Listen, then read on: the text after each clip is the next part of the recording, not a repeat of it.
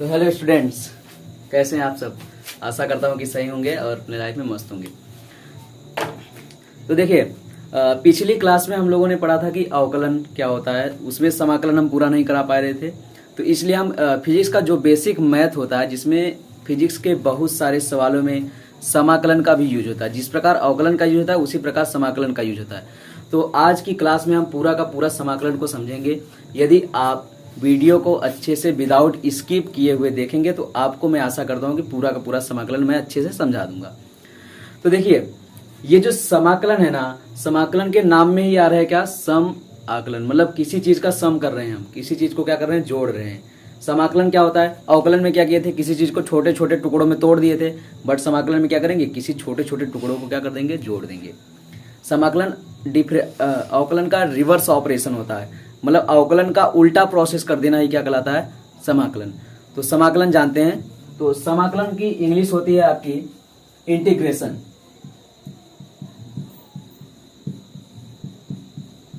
समाकलन या फिर इंटीग्रेशन।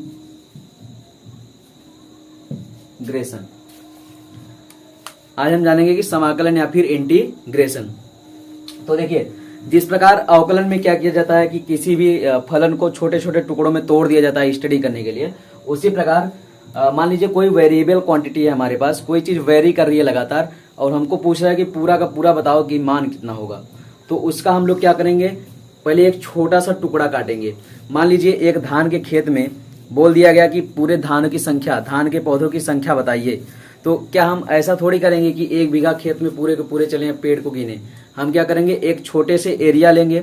मान लिया 1 फीट का एरिया, उसमें क्या कर लिया, जितने भी धान के पौधे हैं गिन लिए, और संपूर्ण एरिया से क्या कर देंगे, उसको मल्टीप्लाई। यानी हम क्या कर दिए, उसका समाकलन। एवरेज वैल्यू ही आएगी, बट एक अंदाजा मिल जाएगा कि टोटल धान के पौधे कितने हैं। उसी प्रकार समाकलन, किसी भी फलन का जब समाकलन करना होता है तो एक छोटा सा पहले वहां पर क्या काटते हैं, एरिया काटते हैं। चाहे एरिया काटो चाहे लेंथ, कुछ भी काटेंगे। छोटे से एरिया, मान लीजिए एक पूरा तार है, इस पे कोई चीज वेरी कर रहा है, तो एक छोटा सा लेंथ काटेंगे। तो इस छोटे से लेंथ को डीएल बोलेंगे। क्या बोलेंगे, डीएल। छोटे से लेंथ को क्या बोलेंगे, डीएल। अब इस डीएल में कुछ चीज निकाल के अगर सबसे मल्टीप्लाई कर देंगे तो पूरा का पूरा फलन का वैल्यू आ जाएगा। तो हम लोग पहले समाकलन को समझते हैं, समाकलन रियली में है क्या। तो देखते हैं समाकलन क्या है। पहले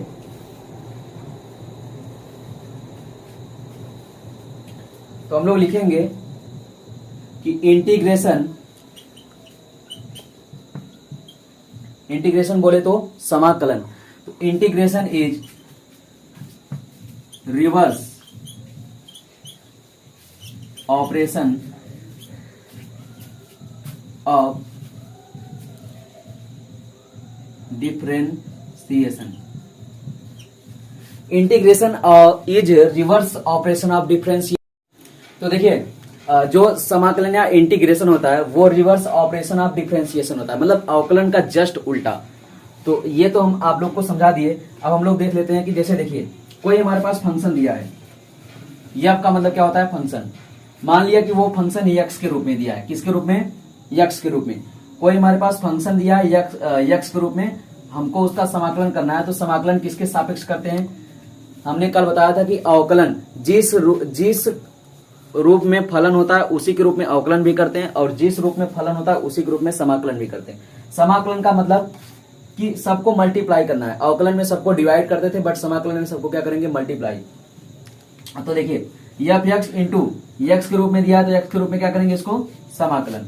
और समाकलन का चिन्ह ये होता है, देखिए ऐसा बना देंगे तो ये थोड़ा सा यस टाइप का बड़ा सा, इसको क्या बोलते हैं, समाकलन। यदि फलन यफ का और यक्स के रूप में कोई फलन है उसका अगर समाकलन करते हैं तो समाकलन के बाद आता है यफ इंटू यक्स प्लस जो भी नियतांक को, एक नियतांक को जोड़ दिया जाता है बाद में। एक नियतांक को क्या किया जाता है, जोड़ दिया जाता है। तो ये समाकलन का फार्मूला होता है कि जिस रूप में फलन होगा उसी के रूप में क्या करेंगे, समाकलन। और समाकलन जिसका होगा उसका समाकलन करने के बाद उसमें एक नियतांक क्या कर देते हैं, बाद में ऐड कर देते हैं। तो ये वाला आप पहले स्क्रीनशॉट लीजिए इसका।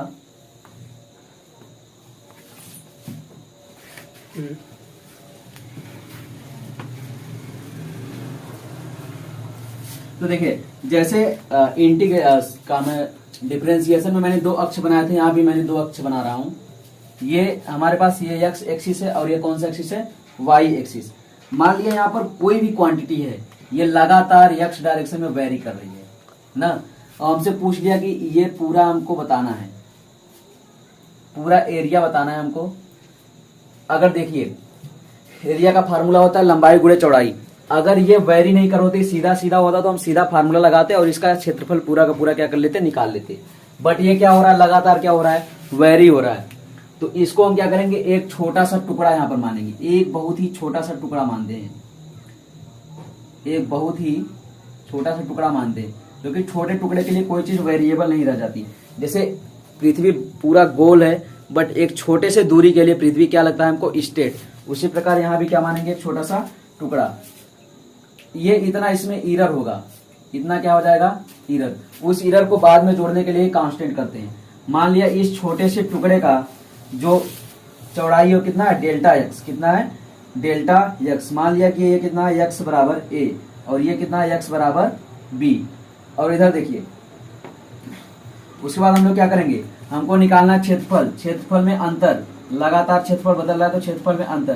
क्षेत्रफल बराबर होता क्या है, लंबाई गुणे चौड़ाई। क्षेत्रफल बराबर क्या होता है, लंबाई गुणे चौड़ाई। तो वाई, चौड़ाई कितनी है पूरी, वाई इंटू ये वाली लंबाई अगर यहां पर लेंगे ये, तो ये कितना है, वाई है, कितना है, वाई।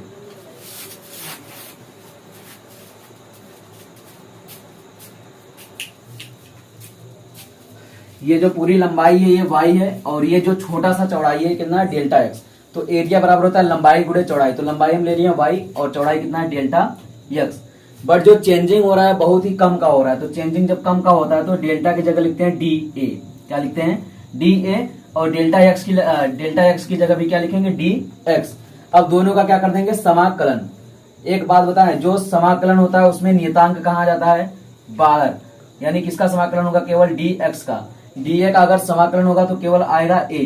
तो ए बराबर डी एक्स का समाकलन, यानी वाई इंटू डी एक्स, और भी इसका क्या होता है, समाकलन। वो समाकलन के फार्मूले में समझ आएगा कि समाकलन उसका कैसा होगा। तो देखिए सिंपल सा बात, कोई भी चीज अगर दो अक्षों में वेरिएबल है और उसका हमसे पूछा है कि क्षेत्रफल बता दीजिए आप, तो अगर सिंपल है, सिंपल रेखाएं हैं, तो क्षेत्रफल आप लंबाई गुणे चौड़ाई से क्या कर लेंगे, बता देंगे। क्षेत्रफल लंबाई गुणे चौड़ाई से आप आसानी से बता सकते हैं। बट लगातार अगर कोई चीज वेरी कर रही है तो सबसे पहले उसमें एक छोटा सा क्या काटते हैं, टुकड़ा काटते हैं। मान लिया मैंने एक छोटा सा टुकड़ा काटा, उसकी चौड़ाई कितनी थी, डेल्टा एक्स, और एक इसकी लंबाई यहां से देखेंगे तो कितना है, वाई। अब हम निकालेंगे क्षेत्रफल। आप सीधा इस छोटे से टुकड़े के लिए सीधा क्षेत्रफल का फार्मूला निकाल सकते हैं, लंबाई गुणे चौड़ाई। लंबाई है वाई, चौड़ाई है डेल्टा एक्स। बट जो चेंजिंग हो रहा है बहुत ही छोटा हो रहा है, तो छोटे चेंज के लिए क्या लिखेंगे, डी एक्स। तो डी ए बराबर वाई इंटू डी एक्स, और डी ए का समाकलन कितना होगा, ए, और इसका ये फार्मूला आ गया, ए बराबर वाई इंटू डी ए। जल्दी से इसका स्क्रीनशॉट लीजिए। हाँ, इसका आप ट्रिक लिख सकते हैं कि तोड़ के जोड़ना, तोड़ के जोड़ना। तोड़ के जोड़ना का मतलब क्या होता है कि पहले देखो हम छोटे से टुकड़े को तोड़े हैं, बाद में उन्हीं छोटे छोटे टुकड़े को क्या कर रहे हैं, जोड़ रहे हैं। देखो ये तो फार्मूले से आपका पूरा का पूरा एरिया आ जाएगा, बट रियली में होता क्या है कि ये छोटा टुकड़ा, उसके बगल एक और छोटा टुकड़ा, उसके बगल एक और, ऐसे हजारों छोटे टुकड़े को कर करके हल करके तब जाके आता है। तो पूरा हल करने का समय नहीं है, इसलिए हम क्या करते हैं, समाकलन कर देते हैं। तो इसको पहले आप लिखिए, उसके बाद हम बताते हैं कि समाकलन का फार्मूला। जैसे कल अवकलन में कुछ फार्मूले बताए गए थे, उसी प्रकार समाकलन में भी कुछ फार्मूले होते हैं, तुम पढ़ते हैं पहले।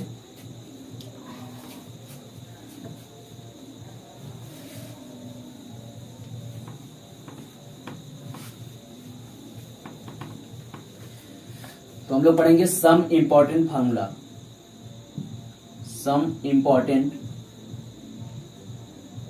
फार्मूला मतलब कुछ महत्वपूर्ण सूत्र। पहला सूत्र, जैसे हमको दे दिया y बराबर x के पावर n, यानी एक फलन दिया है y बराबर x के पावर n, और उसका हमको निकालना है समाकलन। तो हम करेंगे dy बराबर x के पावर n इंटू dx, यानी जिसके रूप में फलन दिया जाता है उसी के रूप में क्या करते हैं हम लोग, समाकलन। तो dy बराबर x power n into dx, समाकलन का क्या लगाएंगे, चिन्ह। डी वाई का समाकलन आप लोग को क्या पता होगा, वाई। यक्स के पावर एन का समाकलन, ये फार्मूला लिखवा रहा हूं। देखो यक्स लिखते हैं, जो एन होता है वहां पर क्या होता था अवकलन में, एन आगे आ जाता था, उसमें से एक माइनस होता है। बट यहाँ पर क्या होगा, एन में एक प्लस होगा, और वहां पर एन गुणा होता था, बट यहाँ पर एन क्या होगा, भाग। तो ये होता है आपका समाकलन का फार्मूला, कि जो भी घात रहेगा उसमें एक क्या करें, जोड़ दें, और जितना भी घात जोड़ने पर आए उससे क्या कर दें, भाग दे दें। ये हो गया पहला सवाल। यदि इस पे अगर क्वेश्चन करें हम लोग, तो हमको दे दिया y बराबर x की पावर 5 का क्या करिए आप, समाकलन। y बराबर x पावर 5 का समाकलन करना है, तो आप सीधा लिखिए पहले dy बराबर x के पावर 5 इंटू dx। इसका अगर समाकलन करेंगे तो y बराबर x के घात 5, तो x लिखेंगे, फार्मूले में रखिए। देखो n बराबर कितना है, 5, उसमें क्या करेंगे,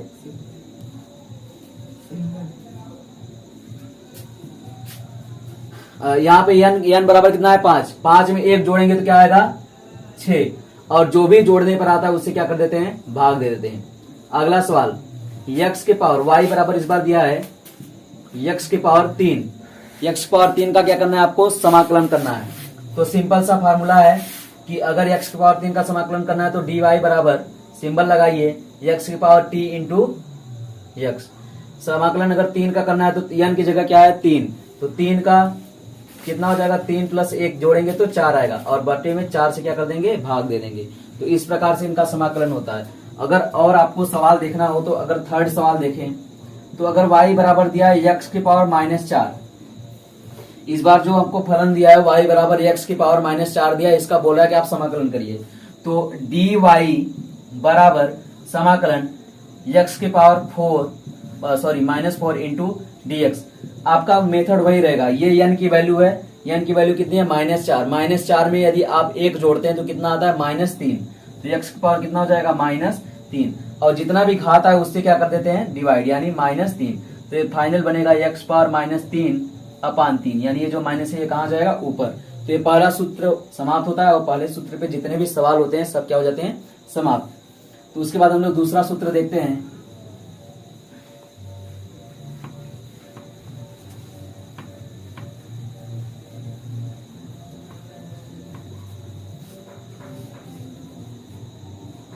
यदि आप जीरो का समाकलन करें, जीरो का यदि समाकलन करते हैं तो जस्ट अवकलन का उल्टा करिए।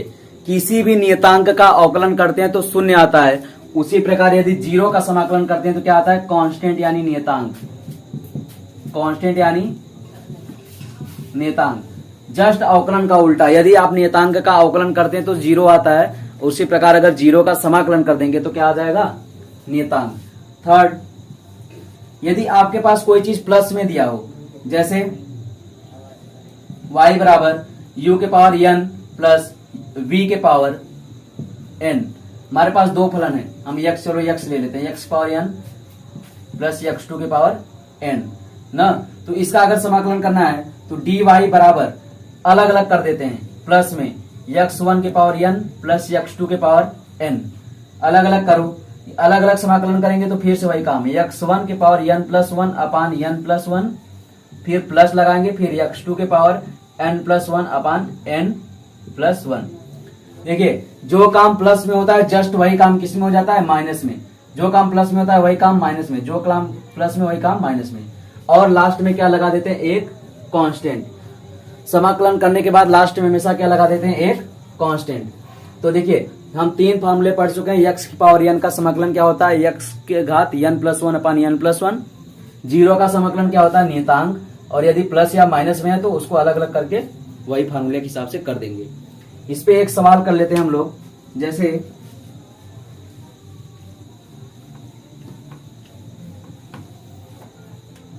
जैसे आपको एक क्वेश्चन दिया है कि y बराबर आपके पास है 5x के पावर 4 प्लस 3x के पावर 2, इसका आपका कर दिए समाकलन। तो यदि आप इसका समाकलन करेंगे तो dy बराबर 5x के पावर 4 प्लस 3x की पावर 2 इंटू dx।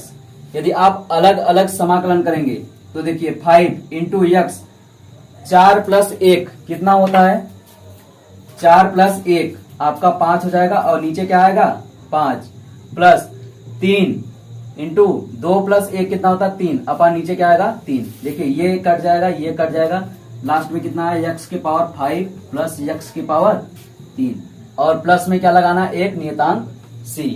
तो इस प्रकार से इसका समाकलन हुआ। तो देखिए हम लोगों ने 3 फार्मूले पढ़ लिए, अब हम लोग चौथा फार्मूला पढ़ते हैं। फोर्थ फार्मूला यह है कि यदि आपके पास k इंटू एक्स की पावर n है और इसका क्या करना है आपको समाकलन। यदि k इंटू एक्स की पावर n है और इसका यदि आपको समाकलन करना है तो नियतांक जैसे वैसे ही लिख दीजिए इंटू x, फिर जैसे जो नियतांक है उसको सिंपली बाहर कर दीजिए। चलो मैं फार्मूला के साथ साथ ये हल करा देता हूँ। जो नियतांक है वो कहाँ रख दिए सिंपली बाहर, और केवल जो अंदर है वेरी कर रहा है उसका केवल समाकलन करना है। तो सीधा सीधा फार्मूला क्या आएगा k और इसका समाकलन आप लोग जानते ही हैं n प्लस 1 अपान n प्लस 1। यदि डायरेक्ट फार्मूले में रखेंगे तो क्या आएगा k x n प्लस 1 अपान n प्लस 1। ये आपका हो गया चौथा फार्मूला। उसके बाद हम लोग देखते हैं पांचवा फार्मूला। पांचवा फार्मूला देखते हैं y बराबर यदि साइन x दिया है, क्या दिया है साइन x,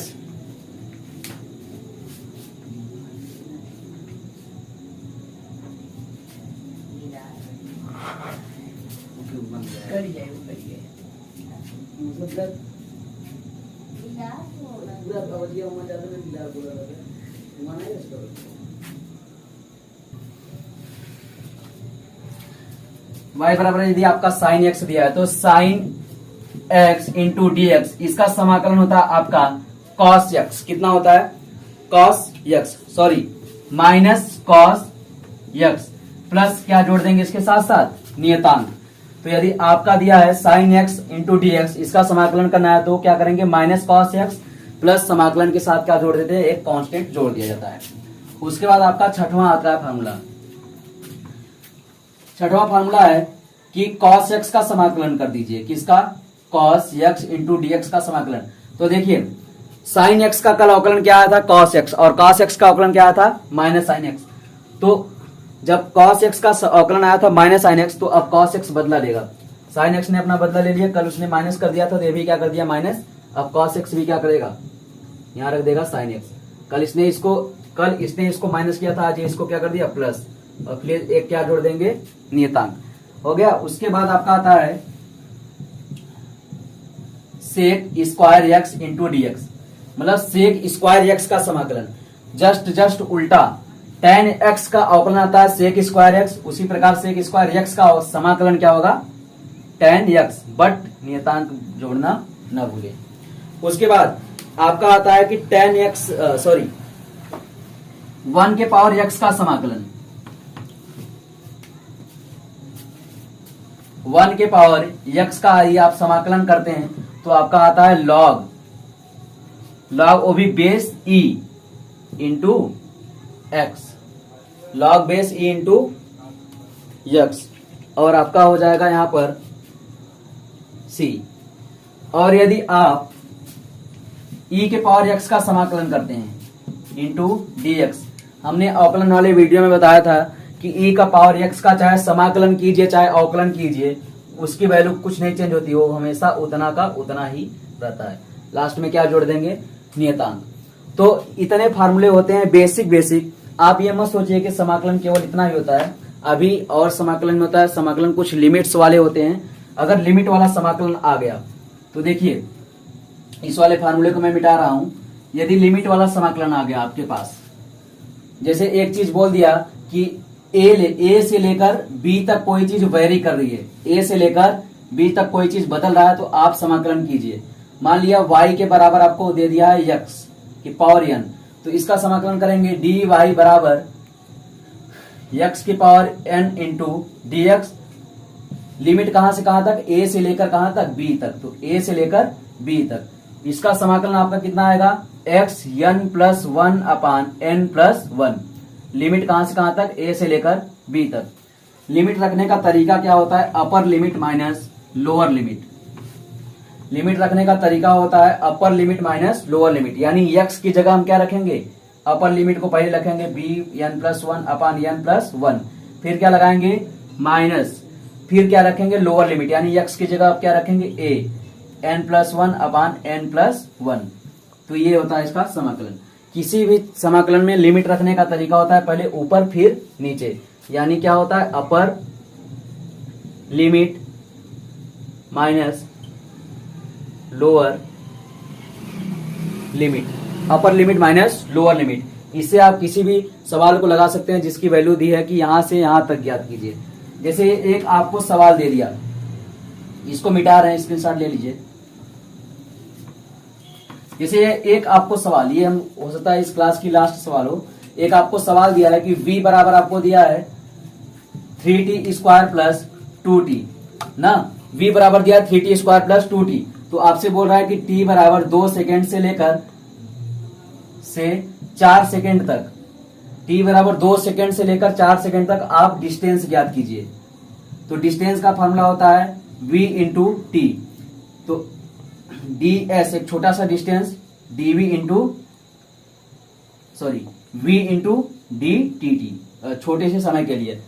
दोनों का क्या करेंगे समाकलन, ds का समाकलन क्या आएगा यस, v का फलन रख दीजिए, कितना दिया है 3t स्क्वायर प्लस 2t।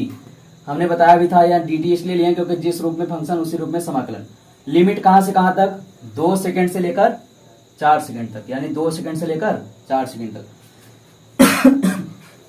इसका आप समाकलन करिए तो क्या होगा 2 प्लस 1 कितना होता है 3/3, फिर प्लस 2 t 1 प्लस 1 कितना होता है 2/2। ये कट जाएगा, ये कट जाएगा, ये कट जाएगा, ये कट जाएगा। उसके बाद आपका बचेगा यस बराबर टी क्यूब प्लस टी क्या क्या स्क्वायर। अब आप upper limit minus lower limit रखिए। अपर लिमिट बताइए टी क्यूब की जगह अपर लिमिट कितना है 4 के घात 3 कितना होता है 4 के घात 3। फिर लोअर लिमिट में क्या आएगा माइनस 2 के घात कितना 3, फिर क्या लगा है प्लस टी के घात, चलिए सॉरी यहाँ पे लिमिट लगेगा 2 से 4, तो अब यहाँ पे भी 2 से 4। अब अपर माइनस लोअर कर रहे हैं तो देखिए यहाँ पर स्क्वायर है, अपर कितना है 4 का क्या स्क्वायर, फिर माइनस लोअर कितना है 2 का क्या स्क्वायर। उसके बाद हल कर दीजिए, एस की वैल्यू आ जाएगी। 4 का क्यूब कितना होता है आपका 16 चौका 64, माइनस 2 का क्यूब 8, फिर प्लस 4 का स्क्वायर 16, माइनस 2 का स्क्वायर 4। 64 में से अगर इतना ज्यादा कितना आता है 56, फिर प्लस ये कितना आएगा 12, और 12 और 56 कितना हो जाएगा 66 और 2 कितना हो जाएगा 68, यानी 68 मीटर वैल्यू आ गई। तो ये कोई सवाल मतलब वो मतलब फिक्स नहीं है, बट ये हम बता रहे हैं कि अगर लिमिट वाला सवाल आता है तो आप लिमिट कैसे रखेंगे। तो सबसे पहले आप समाकलन करेंगे, उसके बाद अपर लिमिट, उसके बाद फिर क्या रखते हैं माइनस लिमिट, वो भी घात के साथ। जो भी घात वो लिमिट के ऊपर घात भी चढ़ाया जाता है, तो घात के साथ upper limit minus lower limit करते हैं। तो आशा करता हूं कि यदि आप ये वीडियो स्किप करके नहीं देखे होंगे तो आपको समाकलन पूरा मैं समझा सका हूंगा। और ऐसे ही और मैथमेटिकल टूल्स या फिजिक्स में या फिर केमिस्ट्री में कोई अगर टॉपिक आपको दिक्कत हो रहा है तो आप कमेंट में हमको भेज सकते हैं, हम आपके उस टॉपिक के ऊपर पूरा डिटेल वीडियो बना के आपको भेज देंगे। तो ऐसे ही वीडियो पाने के लिए आप हमारे चैनल को सब्सक्राइब कर सकते हैं, लाइक कर सकते हैं, और कमेंट में भी आप हमको भेज सकते हैं कि कौन सा टॉपिक में हमको दिक्कत है। बस ये आज की क्लास यहीं तक एंड करते हैं। धन्यवाद।